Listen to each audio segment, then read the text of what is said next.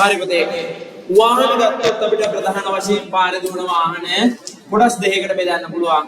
වාහන කොටස් දෙක මොකද්ද පුතේ? අපි දකින්න වාහන වර්ග පාරේ දුවන වාහන සැහැල්ලු වාහන. මොනවාද? සැහැල්ලු වාහන. ආයෙ මොනවද පුතේ? ඊළඟට අපිට දකින්න පුළුවන් මොකද්ද? බර වාහන. හරි. කොහොමද මේවා ගැට ඉස් කරන්නේ? मोटरसाइकिल 3-wheel वैन कार වගේ දේවල් මොනවද? සැහැල්ලු වාහන. ඒ කියන්නේ මගින් ප්‍රමාණය සහ නදී බරම වෙනස් වෙනවා. සැහැල්ලු වාහන.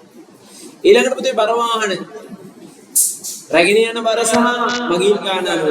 දැන් KDH වගේ වෑන් එකක් ගත්තොත් සැහැල්ලු වාහනද බර වාහනද? බර වාහන. හරි? KDH වෑන් එක ගත්තොත් බර වාහන.